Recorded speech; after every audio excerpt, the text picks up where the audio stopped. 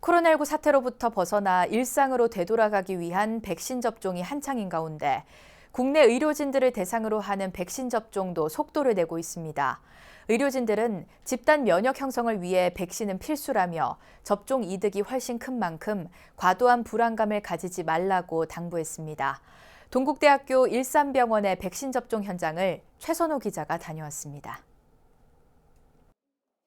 국내 코로나19 백신 접종이 3주 차에 접어들면서 상급 종합병원 의료진들의 접종도 본격화됐습니다. 각 병원들은 방역에 만전을 기하고 있지만 워낙 많은 이들이 오가는 탓에 집단 감염 우려가 높아 보건 종사자들의 면역 형성이 시급한 상황. 아직까지는 확진자 발생 없이 정상 진료를 해온 동국대 일산병원도 접종을 시작했습니다. 병원에 근무하는 1,200여 명의 의사와 간호사들은 앞으로 일주일 동안 아스트라제네카 백신을 맞게 됩니다.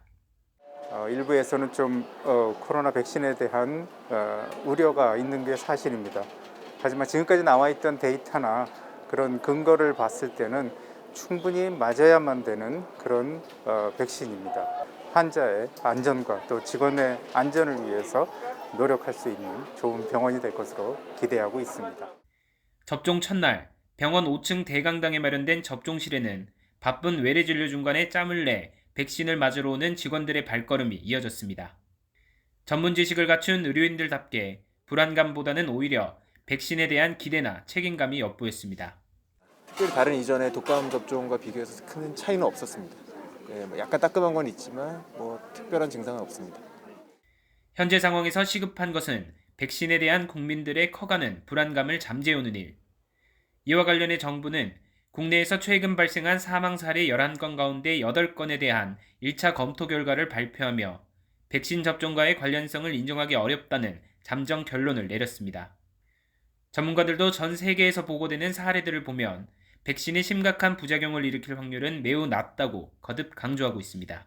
충분한 조사와 또 명확한 설명이 당연히 필요한 상황이긴 하지만 접종을 했을 때가 접종하지 않았을 때보다 훨씬 더 이득이 크다고 보고 있기 때문에 또 너무 불안해하기보다는 백신 접종 후의 이상 반응 여부를 면밀히 관찰하고 일상생활을 방해할 정도의 불편함이 있다면 즉시 가까운 의료기관을 찾으라고 당부했습니다. 예방접종 누리집이라고 해서 접종 받으신 분 혹은 접종 받으신 분의 보호자분들께서 이상 반응의 여부를 확인을 하고 대응 방법을 알 수 있는 그런 프로그램들을 적극적으로 이용하시는 걸 좋겠습니다. 백신 접종이 시작되고 열흘이 지난 지금까지 접종을 마친 국민은 30만 명을 넘어섰습니다. 다만 시간이 지날수록 이상 반응에 대한 불안감도 커지고 있는 만큼 정부와 방역 당국의 체계적인 조사와 신속하고 투명한 정보 공개도 필요해 보입니다. 동국대 일산병원에서 BBS 뉴스 최선호입니다.